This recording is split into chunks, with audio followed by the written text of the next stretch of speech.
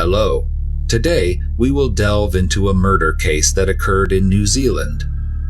In this family, apart from the eldest son David, everyone was brutally killed. This case has sparked a fierce wave of controversy, with the crux of the debate revolving around whether David, the sole survivor of the massacre, was the perpetrator. Opinions both supporting and opposing this notion are nearly evenly split, making this one of the most contentious cases in New Zealand's history. The story unfolds in the city of Dunedin, the second largest city located on the South Island of New Zealand. Dunedin is a port city with a population of 128, Thalunzen and architecture reflecting a distinctive Scottish style, often dubbed the city overseas most like Scotland. At 65 Everdeen Street lived a family of 6 members. The father, Robin Ben 89, was a former missionary and currently the principal of a school in a small town south of Dunedin. The mother, Margaret Ben 51, was an educated woman. The couple had 4 children. The eldest son was David, 22. The second daughter was Leniette, 19. The third daughter was Aroa, 18, and the youngest son was Stephen, 14. The family lived a peaceful life until one fateful day in June 1994. A horrendous tragedy unexpectedly befell and destroyed their family. What happened on that day? Who committed this heinous crime? Let's rewind time back to June 20, 1994. That day was a Monday. At 7:09 a.m., Region 1's emergency call center in New Zealand received a distress call. They are all dead. They are all dead. They are all dead. They are all dead. 111 is the universal emergency number in New Zealand, connecting to the police, fire department, hospitals, and post offices. Upon receiving this call, the dispatch operator did not immediately recognize it as a murder case, but assumed it might be due to gas poisoning, resulting in the entire family's death. Hence, initially, only an ambulance was dispatched to the scene. It wasn't until 15 minutes after receiving the report that the center informed the police. The police deployed forces and arrived at 65 Everdeen Street. Before them stood a 2-story house, eerily quiet with only the sound of the wind. The atmosphere at the scene was exceptionally strange.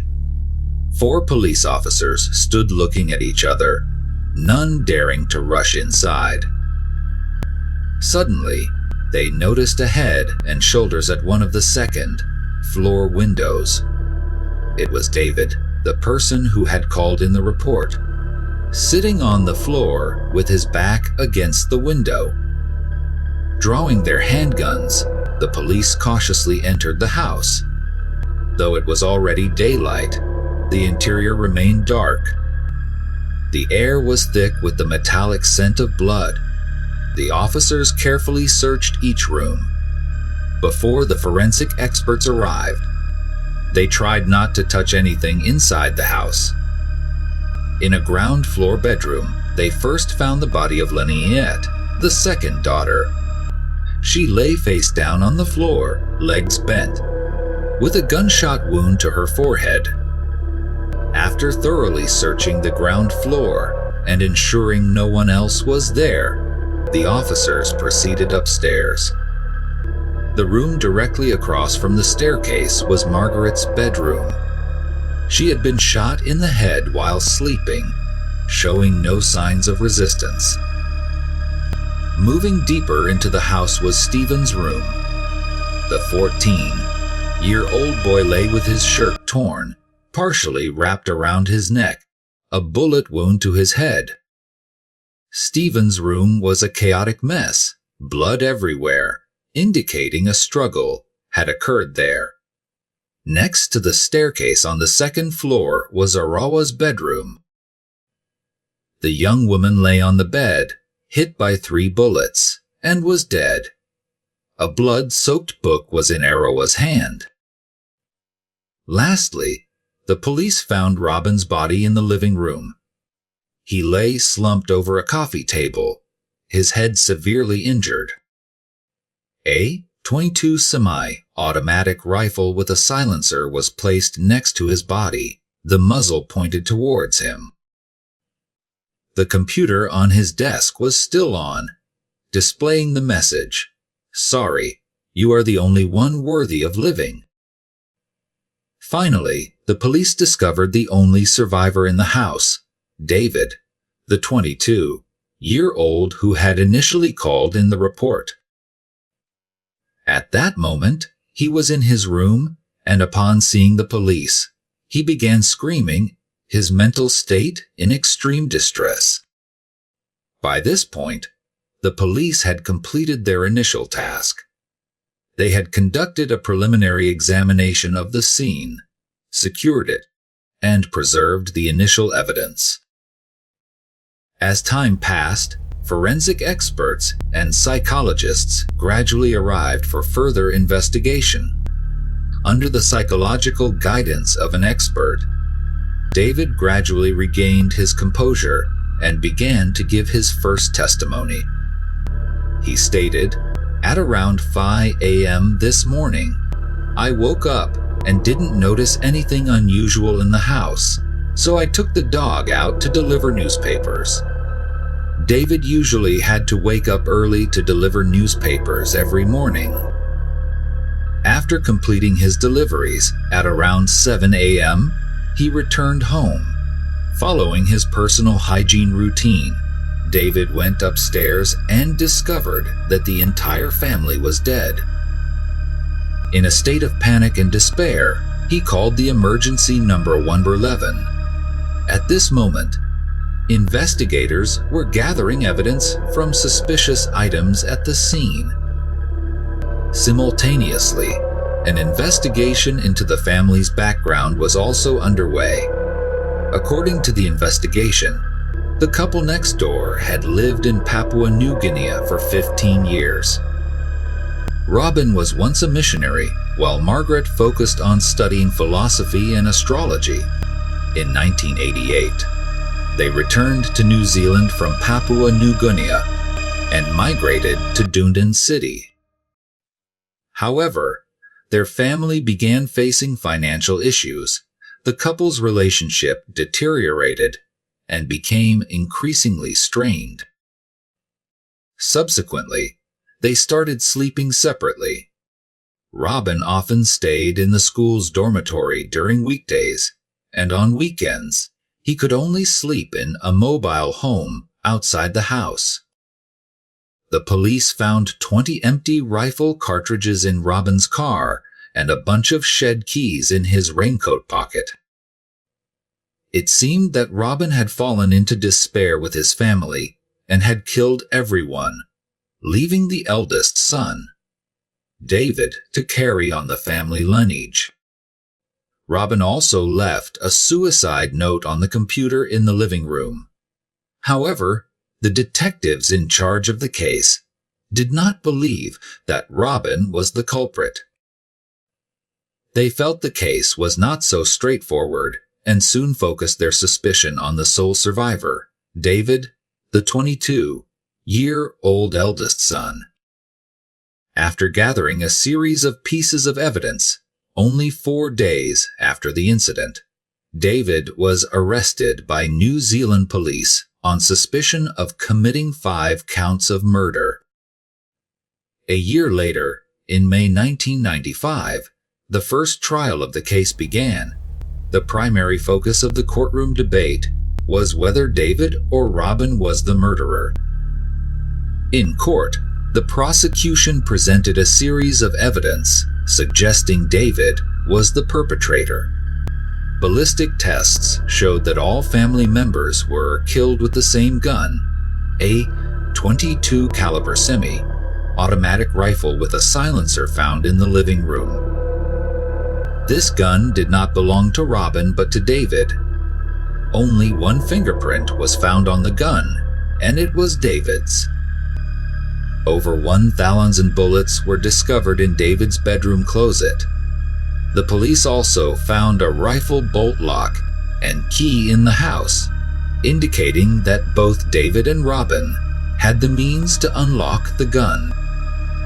Furthermore, the autopsy showed Robin's bladder was full.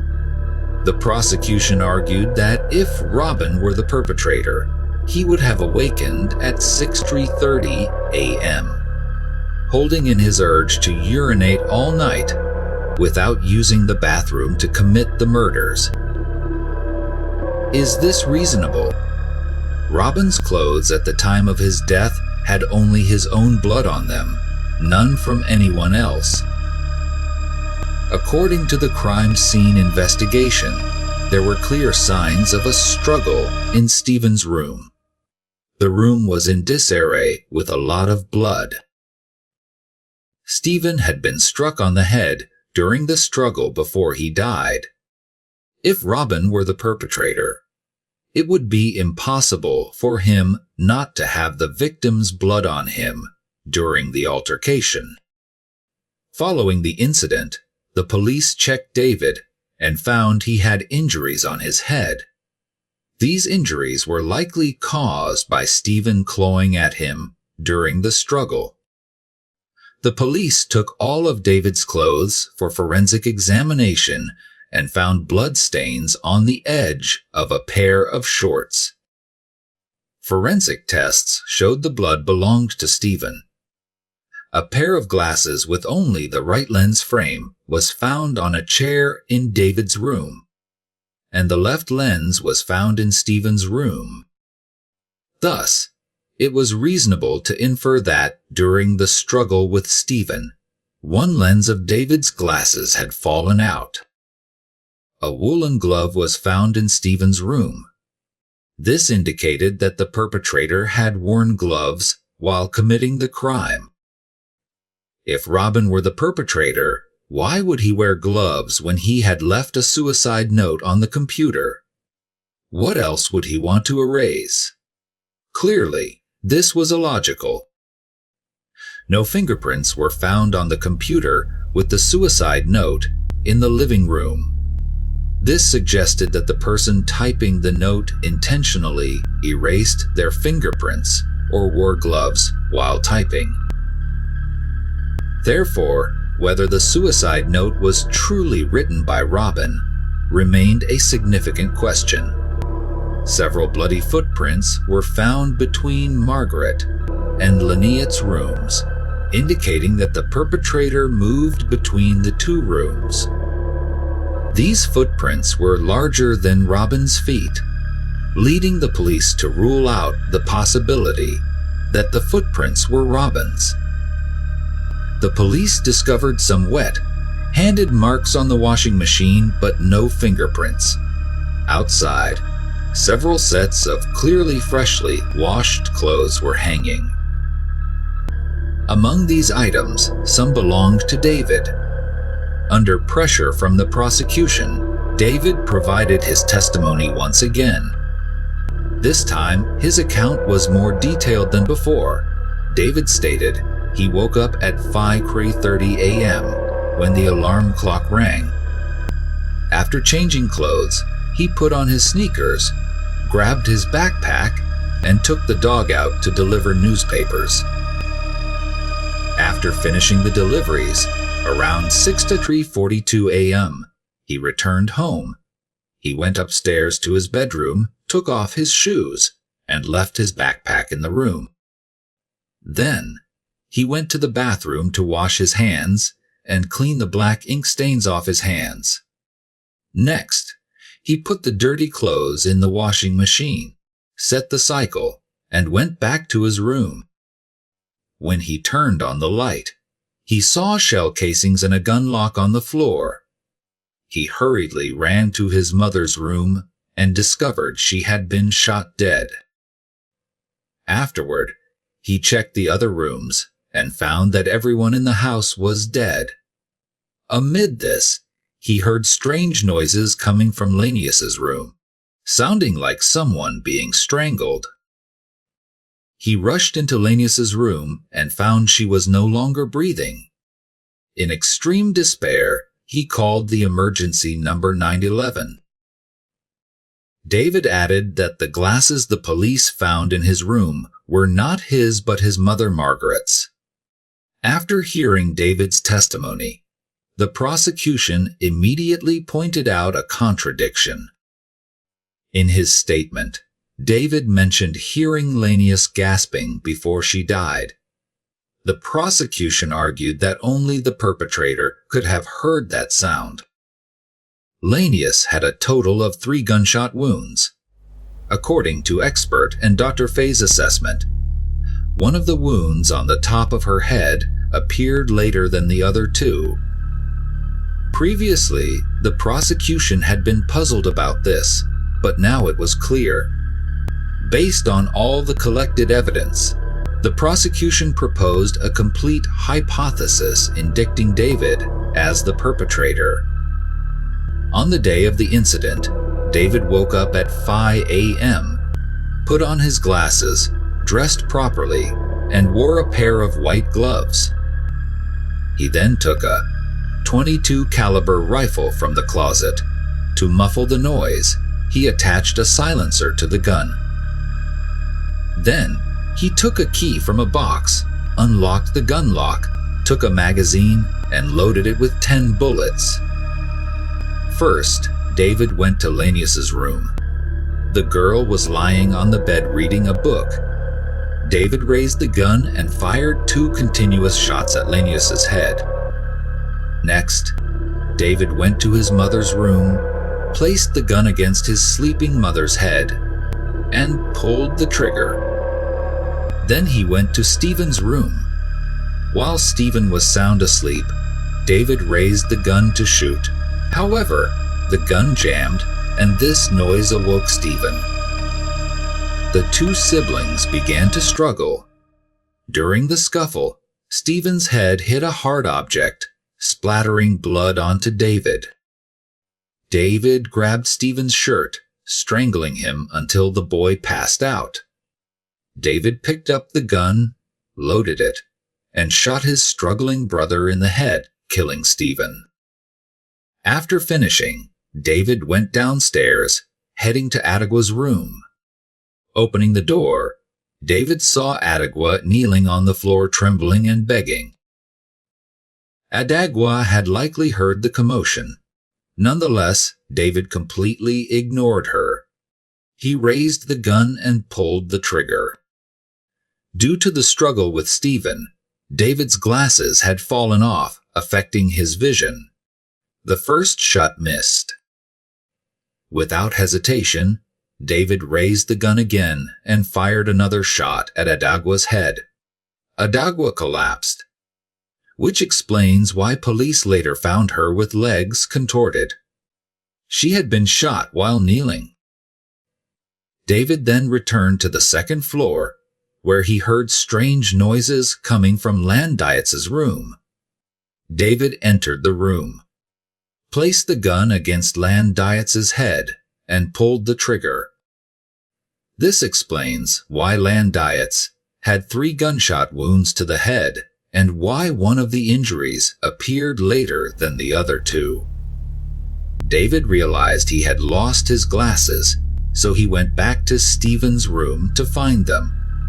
Although he found the frame, one lens was missing.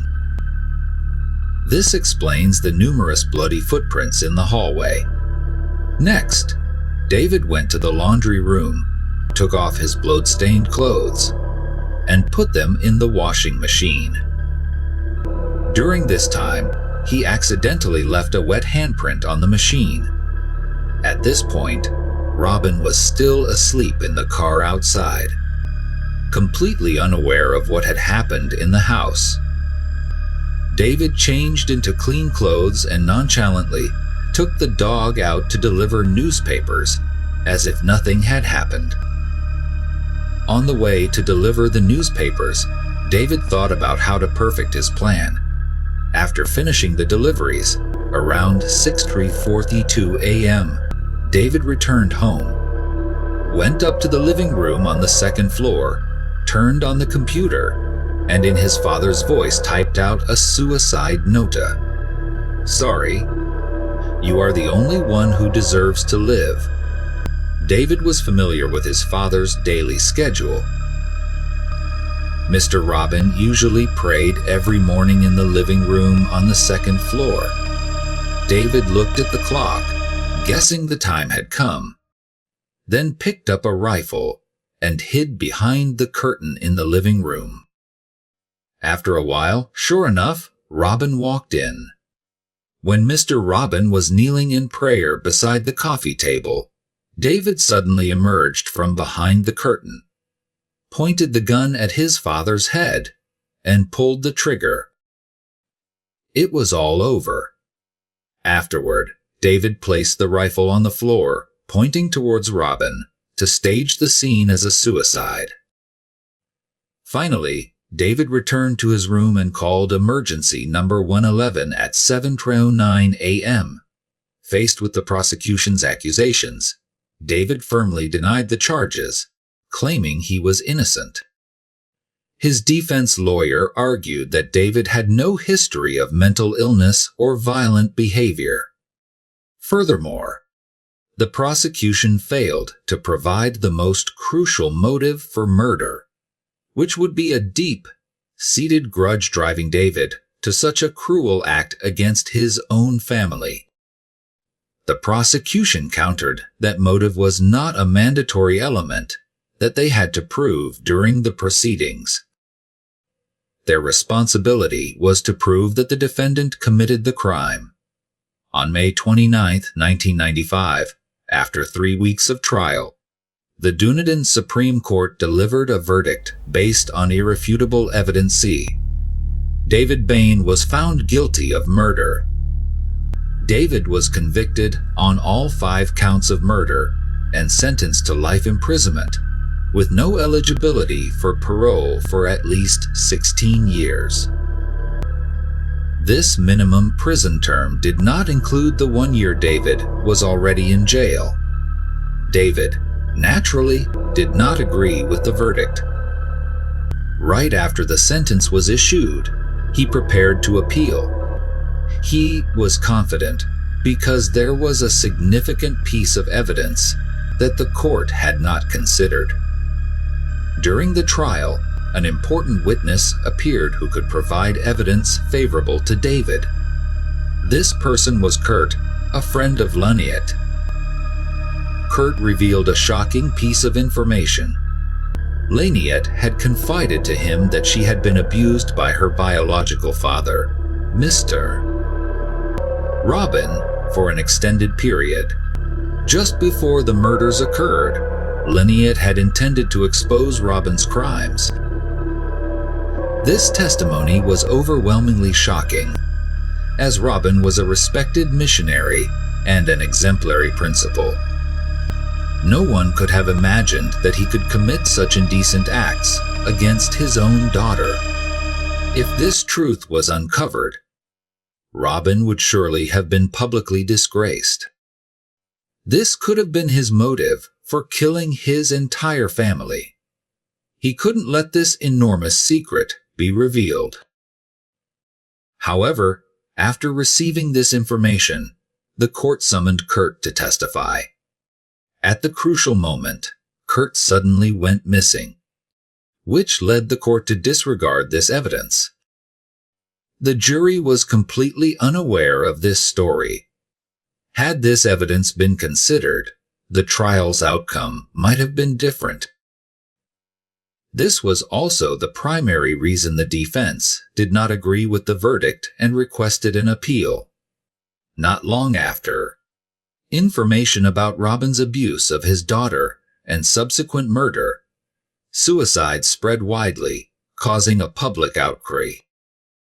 Supporters of David's innocence criticized the police's lack of transparency in their investigation and the court's irresponsible verdict. After David was sentenced to life imprisonment, Kurt reappeared suddenly. When Robin's scandal was exposed, 2 other friends of Laniet also came forward, to testify that Lynette had confided in them about her intention to take drastic actions. Lynette's tragic experiences might have started when she was just 11 years old. As Robin's scandal spread, David's supporters simultaneously voiced that the trial was unjust and demanded justice for him. David's lawyer, Michael Webb, used Kurt's testimony as new evidence to appeal to the higher court. Unfortunately, in December 1995, the higher court rejected David's appeal, citing insufficient convincing evidence. It seemed that the hope of clearing David's name was fading. However, at this moment, David's savior appeared, Joe Karam, a former star of New Zealand's national rugby team. Joe Karam is a highly respected figure in New Zealand. After retiring, he shifted to business and achieved significant success. Karam had quietly followed the Bain case from the beginning and always believed in David's innocence. He was very displeased with the court's verdict. In January 1996, after learning that David's appeal was rejected, Karam publicly decided to support David. He used his influence and resources to draw the attention of the media. He gathered David's supporters, raised funds, and hired lawyers Colin Withnall and Stephen Odgers to replace the previous defense attorney, Michael Webb. Karam also met with David multiple times to discuss the appeal. He did everything very transparently to attract public attention to the case. In April 1996, David's legal team filed an appeal with the Privy Council of the United Kingdom. New Zealand is a member of the Commonwealth, and the Privy Council serves as the highest court of appeal for Commonwealth countries. Unfortunately, the Privy Council deemed the evidence in the case insufficiently compelling to support overturning the verdict. In 1997, Graham published the book David and Goliath. David and Goliath references the biblical story of David defeating the giant Goliath, a classic Western narrative of the weak defeating the strong. Graham used this imagery to allude to the overwhelming power of the police. From the onset of the investigation, they targeted David, gathered incriminating evidence against him, and deliberately overlooked exculpatory evidence. Graham believed that even though David stood alone, justice would eventually be served, hence the title of his book. That same year, another book about the case was published, titled The Mask of Sanity by Jane McNitt. At that time, the case had captured widespread public interest in New Zealand, making both this book and David and Goliath bestsellers. However, the views presented in the two books were entirely contradictory. McNitt asserted emphatically that David was the perpetrator, harboring no doubt about his guilt. McNitt argued that following the crime, David showed no signs of remorse or guilt for the murders, behaving as if nothing had happened. After years of studying the Bain family's psychology, the author proposed a theory on David's motive for the murders. According to McNitt, David was deeply influenced by his mother's cult, like beliefs, and murdered his family to liberate them from suffering. As the case continued to surface in public discussions, Graham eventually achieved his goal. Before long, there was increasing public outcry in New Zealand, with many influential figures speaking out, asserting that David had been wrongfully convicted and that the court's verdict was unjust. In May 1997, under public pressure, New Zealand's National Police Chief, Peter Doone, announced the formation of an independent investigative team to re-examine the case. This independent team, under the oversight of New Zealand's Police Complaints Authority, would conduct a new investigation of the 1994 case. The investigation would consider all aspects of the case, including the conduct of the police involved in the original investigation. As the independent investigation progressed, new information about the Bain family and the case began to emerge. The investigation revealed that Laniette was a rebellious girl who later became addicted to drugs and increasingly unstable. She frequently exhibited uncontrollable behavior and speech. Laniette's friend, Kurt, was a crucial late appearing witness who had previously helped her gain access to strangers, maintaining frequent contact. Kurt learned of Robin's shocking secret directly from Laniette. The reason Robin murdered the entire family, rather than just Laniette, was that a day before the incident, Laniette had exposed Robin's crimes to the whole family. Thus, the entire family knew the secret. Robin felt he had no choice but to kill everyone to silence Laniette and prevent the scandal from becoming public. However, the independent investigative team found no credible evidence to support this claim. It was merely Laniette's word to her friend Kurt. There were indications that Laniette often lied and exaggerated the truth, making it difficult to consider her testimony as reliable evidence. The independent investigative team also examined the police investigation's procedures from that period and determined that the entire process followed regulations, with no evidence of police misconduct. Regarding the lawyer's accusation that the prosecution influenced the jury, the team found no supporting evidence. Notably, the Bain family home had been set ablaze just 2 weeks after the 1994 murders. This was done at the Bain family's request, and David agreed to it. David stated he did not want to see the house again. Therefore, based on the family's explicit request, the fire department permitted the house's complete destruction after ensuring everyone's safety. Along with the house, any evidence the police might have initially overlooked was also destroyed. Any small piece of evidence that could reveal the truth was now reduced to ashes. Finally, the investigation team concurred that the police investigation in this case was valid, and the court's verdict had no issues. Therefore, they once again dismissed David's appeal. However, David's legal team did not give up. In June 1998, they submitted a petition to the New Zealand court, seeking a pardon for David. The New Zealand Ministry of Justice conducted another investigation from 1998 to 2000. Their conclusion was that the court's verdict had no issues and did not meet the conditions for a pardon. Nevertheless, David's legal team persisted in pursuing the case. A few years later, in 2003, David's legal team gathered new evidence. They filed a second appeal to the British Privy Council, requesting a retrial of the case. After examining the new evidence, the Privy Council declared that there had been significant errors in David's previous trial and emphasized that the jury's verdict should not be interfered with in any way.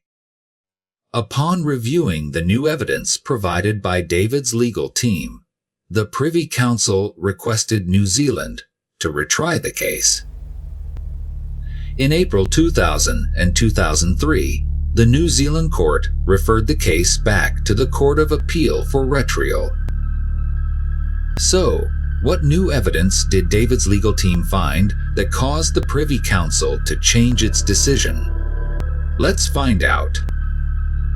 Evidence regarding the shoulder bag and the time David returned home. On the day of the incident, David had worn a yellow shoulder bag while delivering newspapers. David also illustrated his delivery route in detail for that day. After finishing his deliveries, David returned home at 6:42 or 6:43 a.m. During the initial trial in 1995, a witness testified seeing David entering his house at 6:45 a.m. However, this testimony was unclear and did not gain the jury's trust. In reality, the police verified the witness's clock and confirmed the time was accurate. The witness also told the police that he had seen a man with a yellow shoulder bag entering the house, matching David's description. This evidence could have been very favorable for David. However, during the initial trial, the police did not call the witness to testify about this detail, so the jury was entirely unaware of this crucial information. Evidence regarding the computer startup time. In the initial trial, the jury was informed that the computer containing the suicide note in the family's second floor living room was started at 6:44 a.m. This time was determined by a computer consultant from the University of Otago after inspecting the computer. However, on the day of inspecting the computer, the consultant did not wear a watch, so he borrowed a watch from a police officer nearby to keep track of the time. However, the borrowed watch did not have a second hand and only displayed the time in 5-minute intervals. Thus, the 6:44 a.m. computer startup time provided by the prosecution in the initial trial was inaccurate. After recalculating, the corrected startup time was established as 6:39 a.m., which was earlier than when the witness saw David at 6:45 a.m. Therefore, David's legal team discovered new evidence indicating the computer was turned on before David arrived home. Evidence regarding the eyeglasses true. We all know that a pair of eyeglasses missing one lens was found on a chair in David's room, with the remaining lens found in Stephen's room. Thus, in the initial trial, the prosecution argued that the eyeglasses had fallen off during a struggle between David and Stephen in the room. According to David's testimony, the eyeglasses were not his but his mother's, and he only wore them occasionally. An optometrist examined the lenses of the eyeglasses and suggested they belonged to David. However, shortly thereafter, the expert revised his testimony, stating that there had been an error in the vision test, and those eyeglasses might not belong to David. Nevertheless, in the initial trial, the prosecution only mentioned the initial testimony of the optometrist and did not disclose that he had changed his testimony. They even compared this testimony with David's, leading the jury to lose confidence in David's statements. Evidence regarding the screaming from Leniot's room. In the initial trial, the prosecution argued that only the perpetrator could have heard the screams coming from Leniot's room as she lay dying. However, the Privy Council disagreed with this assertion, considering it too speculative and without basis. Consequently, this adverse evidence against David was dismissed. Evidence regarding the fingerprints. The most crucial evidence when David was convicted in the initial trial was David's fingerprints on the semi-automatic .22 caliber rifle with a silencer. The fingerprints were in blood, forming a bloody fingerprint. However, after checking the DNA of this blood, it was surprisingly discovered that it was not human blood but rabbit blood. This rifle was used for hunting, so the presence of animal blood was entirely normal. Now, the most detrimental evidence against David. The fingerprint on the gun has been invalidated. Other evidence with bloodied footprints in the 1995 initial trial. The second piece of detrimental evidence against David was some bloodied footprints found between Margaret and Linnaeus's rooms. The prosecution's forensic results showed that the footprint size was larger than Robin's footprint, so they ruled out the possibility that the footprint was Robin's. However, upon reinvestigation, David's legal team discovered that the footprint was 28 cm long, while Robin's foot length was 27 cm and David's foot length was 30 cm. At that time, the jury was not informed about the foot sizes of the two individuals, nor the exact size of the bloodied footprint. They only heard the prosecution's conclusion. Now, based on the numbers, Robin's foot length was closer to the footprint size. If the footprint was not Robin's, it certainly could not be David's. The initial evidence detrimental to David, the bloodied footprint, now became evidence in his favor. On May 15, 2007, the Court of Appeals of Ditchchat held a hearing, with David's legal team presenting a series of new evidence. David Bain, who had been in prison for 13 years, was released on bail. The Court of Appeals announced it would set a date for a retrial. On March 6, 2009, after the jury was sworn in, the retrial of the Bain case officially began at the Court of Appeals of Ditchchat.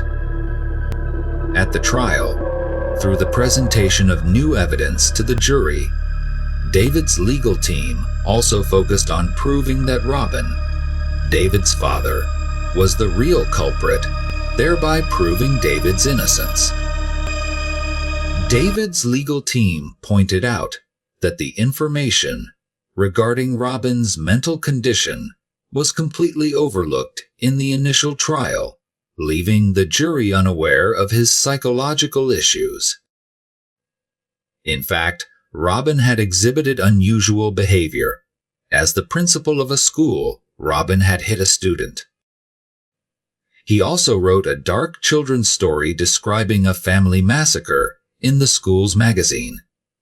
In the initial trial, Kurt, a friend of Linnaeus, was an important witness but did not appear to testify. However, this time, Kurt did appear in court and gave his testimony. Additionally, David's legal team found two other witnesses who confirmed that Linnaeus had confided in them about being abused by her biological father.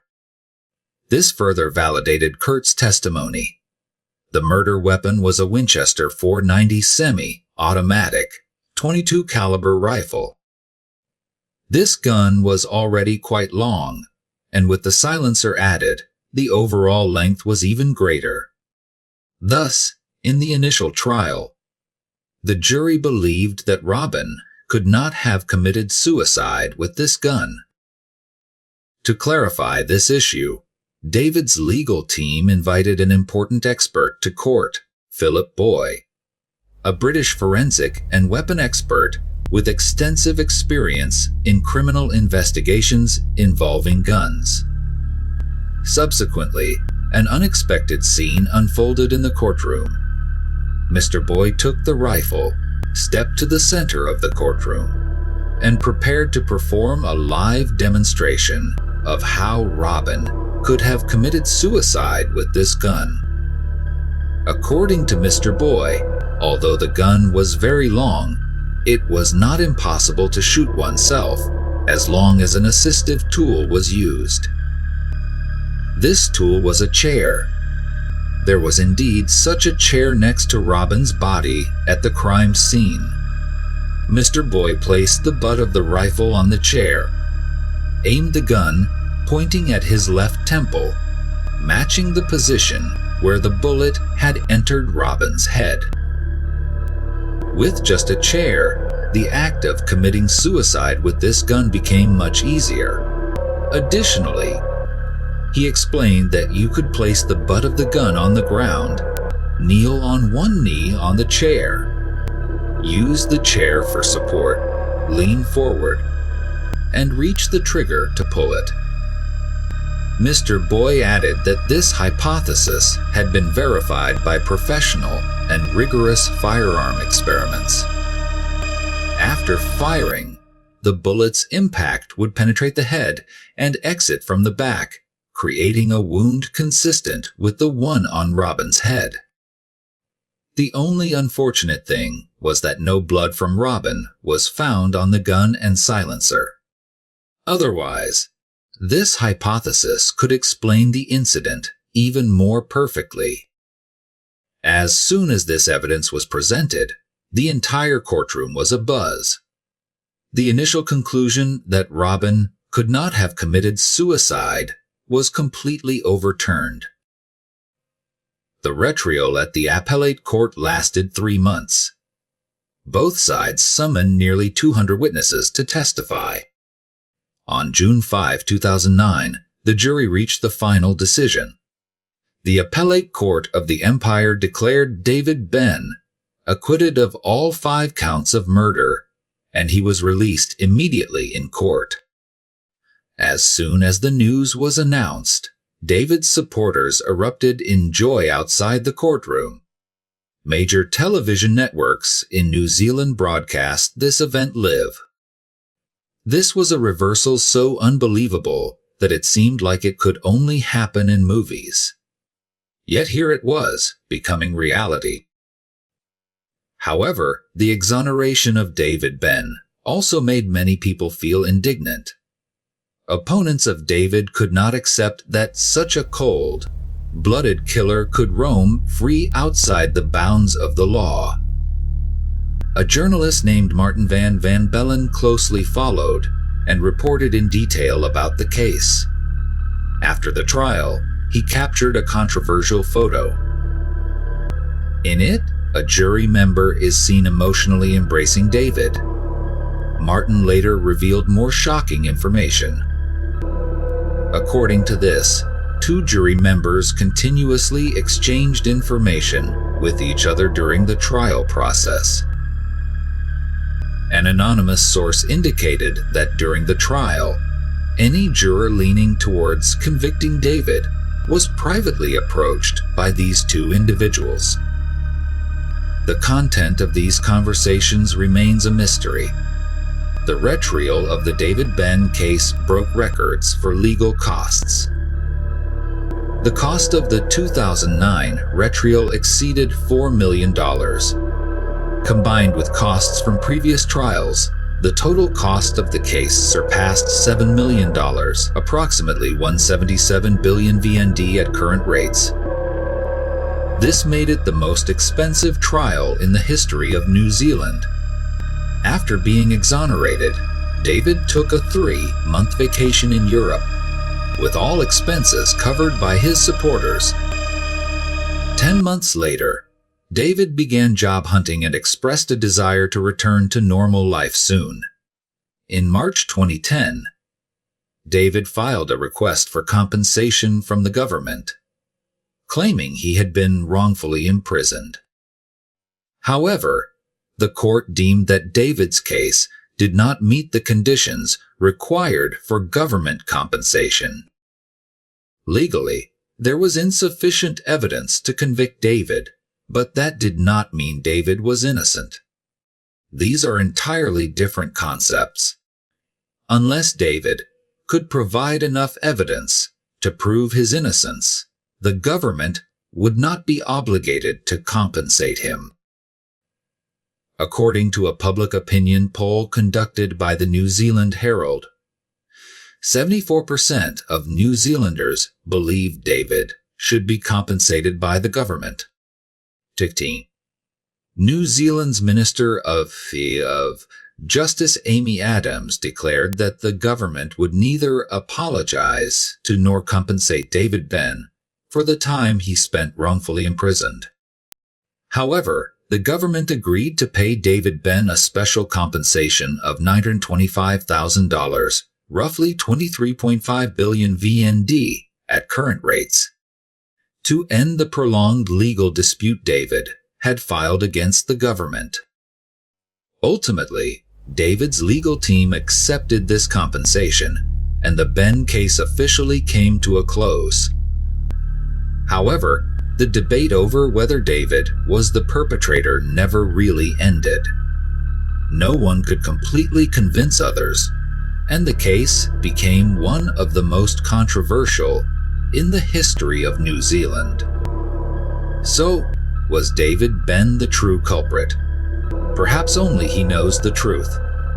Today's video concludes here, and I look forward to seeing you in the next videos.